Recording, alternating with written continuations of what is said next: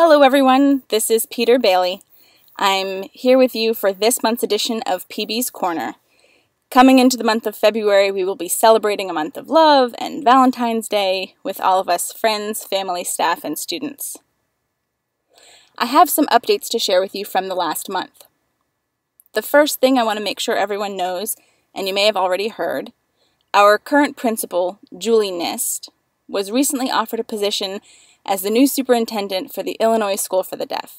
She will be leaving us as of this week and beginning her new position there in the middle of February. We wish her all the best and know it will be a wonderful opportunity there at the new school. PSD fosters and supports everyone's careers and growth here, and we wish her the best of luck.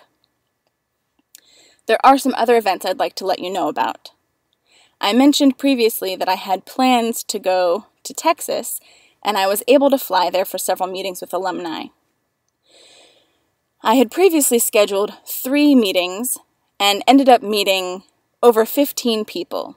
I didn't realize there were so many people that had ties to PSD through their parents or their grandparents, and now it's wonderful to have a longer list of connections to the alumni community in the Texas area. My next trip will be to Florida. I have a meeting for all of the superintendents and heads of school for deaf schools around the country. There are 17 of us in this meeting, and we usually have the meeting in the fall. We had a meeting at Camp Isabella, and after that meeting, we were planning for our next meeting, which is going to be happening in Florida, which is a nice place to meet with warmer weather in the winter. After I go to the meeting, I will also be staying in Florida to meet with other alumni, and one of the places I plan to go is The Villages, which is an area that is home to several PSD alumni. So I look forward to meeting with them and letting you know any news and updates after that. I also have some other meetings planned and events. One is with DHCC, the Deaf Hearing Communication Center, a local organization. They had a board meeting and invited me to attend as their guest, which was a great opportunity to meet the people who were there. Some of them hadn't met me before, so to introduce myself and start that relationship was very helpful.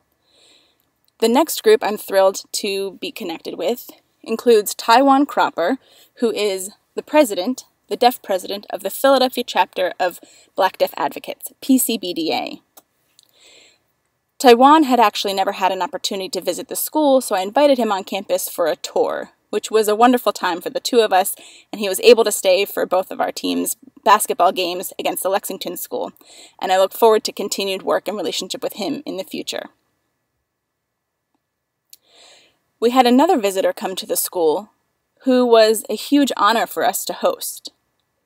His name is Doug McBride, and his connection to the school is that his stepfather is a descendant of one of the founders of our school, David Satius.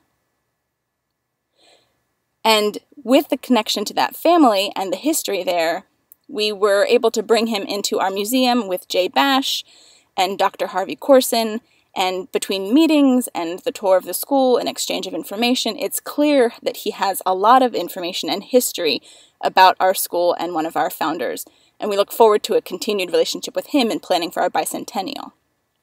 Speaking of 200-year anniversaries, I was recently able to go to the American School for the Deaf this previous weekend.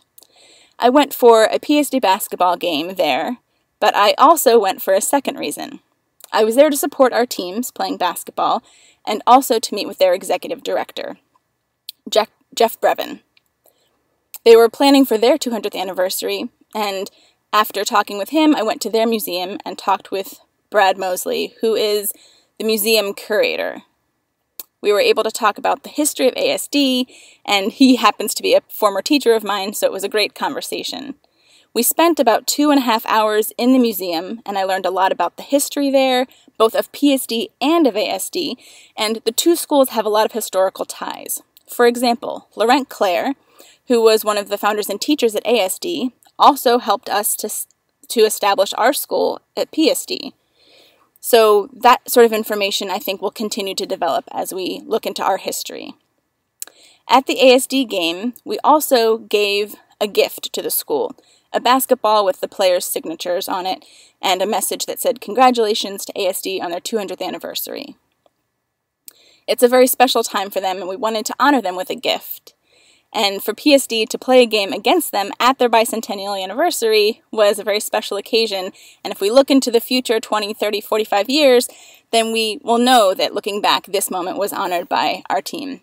Unfortunately, our PSD teams didn't win, but we still have that historical connection to the school. I also want to let everyone know that February 4th, we will be having the homecoming here on campus, and I hope that everyone will join us, in particular because I have a special announcement to make that day, which will be a surprise until that time. On February 10th, we will have our spaghetti dinner with desserts and an auction, and there will be a fundraiser for our school at the same time. And the Patches group will be working with several other groups to host that. We will have it in the McGuire Student Center, the MSC, which some people call the cafeteria, but the formal name is the McGuire Student Center, so we'll be using that name more going forward. There are several other events that PSD will be participating in, including basketball tournaments with ESDAA.